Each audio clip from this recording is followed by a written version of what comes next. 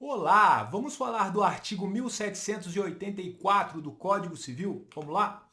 E onde estamos, né, quando falamos nesse artigo? Ó, a gente está dentro do Código Civil, parte especial, livro 5, que trata do direito das sucessões, título 1, da sucessão em geral, capítulo 1, disposições gerais.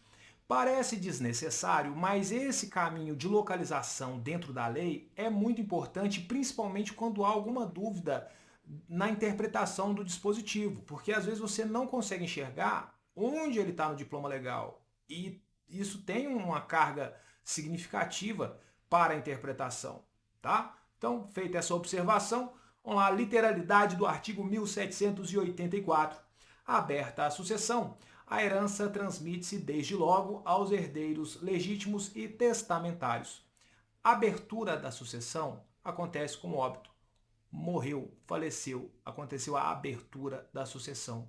E aí, princípio de Saizine, transmissão desde logo aos herdeiros. Então, cuidado com isso aqui, porque quando você é convidado a explicar ou se manifestar a respeito do princípio de Saizine, mencionar o 1784 tá certo, mas é preciso entender que esse artigo ele é uma manifestação do princípio de Saizine. O princípio de Saizine, que vem lá do direito francês, é a transmissão desde logo para os herdeiros. É esse o significado aqui, certo? Dentro do direito sucessório para nós. E aqui tem alguns conceitos que na prática o pessoal confunde muito, tá? Ó, herança, espólio, inventariante, administrador provisório, é tudo a mesma coisa? Vamos lá separar alhos de bugalhos, né? Vamos lá. Ó, herança, eu consigo... Herança, o que é herança? Primeiro, a herança é o conjunto de relações jurídicas ativas e passivas de natureza patrimonial que são transmitidas aos herdeiros do falecido. Isso é herança. É um conjunto de relações jurídicas patrimoniais, ativas e passivas, certo? Beleza.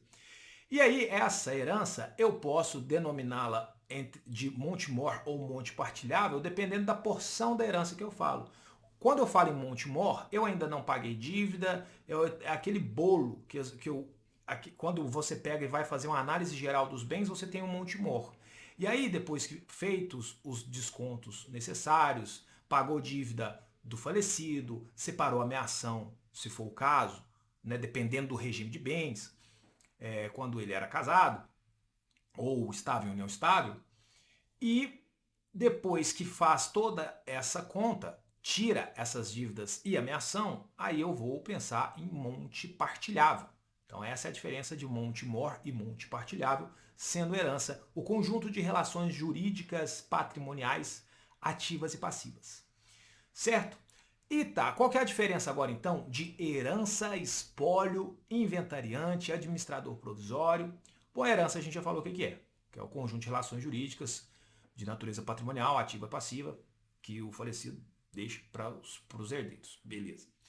O espólio ele é um ente despersonalizado que representa a herança ativa e passivamente em juízo ou extrajudicialmente, porque eu posso ter um inventário extrajudicial, certo? E o inventariante, então, é o representante do espólio. Perceba a diferença, não, mas parece confuso. Não, parece, mas não é. O espólio é um ente despersonalizado. O inventariante é uma pessoa. Então eu posso fazer trocas do inventariante, mas eu não posso fazer trocas do espólio. Deu para entender a diferença? Por isso que espólio ser o representante, o ente despersonalizado que representa a herança em juízo e fora dela, não se confunde com a figura do inventariante. E inventariante e administrador provisório, qual é a diferença? Bom, no momento do óbito, não tem ninguém nomeado como inventariante. Então essa pessoa que toma os primeiros cuidados ali em relação aos bens do falecido e até mesmo aquelas as despesas de funeral e tudo mais, essa pessoa é o administrador provisório, que pode vir a ser o inventariante ou não, certo? Não necessariamente. Na maioria das vezes, o administrador provisório acaba sendo o cônjuge que estava convivendo com o autor da herança, e ele acaba também sendo o inventariante. Mas isso não é obrigatório, não é uma coisa que vai acontecer sempre. E também, cuidado com aqui, ela fala herdeiro legítimo. Herdeiro legítimo, ele tem que receber a legítima. Todo herdeiro legítimo. Não. Herdeiro legítimo necessário. E o herdeiro legítimo necessário é quem? Quem são os herdeiros legítimos necessários? Ascendente, descendente, cônjuge e companheiro. Colateral é herdeiro legítimo facultativo. Ele não tem obrigatoriamente que receber a legítima, que é a parte do patrimônio que deve ir necessariamente para os herdeiros legítimos necessários. Certo? Então, tome cuidado com as nomenclaturas, não use errado, porque você vê muitas pessoas usando. Espero que tenha ficado claro essas terminologias iniciais e sobre o significado em si do 1784, quando ele fala aberta a sucessão, a herança transmite-se desde logo aos herdeiros legítimos e testamentários, significa que com a morte já aconteceu a transmissão dos bens e é desse ponto que eu vou contar a transmissão.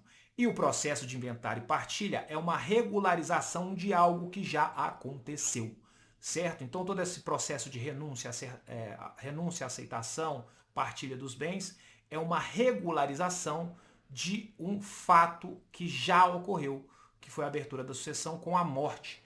Lá já houve a transmissão dos bens. E agora a gente vai fazer as verificações procedimentais, recolher os impostos, pagar as dívidas, separar a ameação e partilhar o monte partilhável.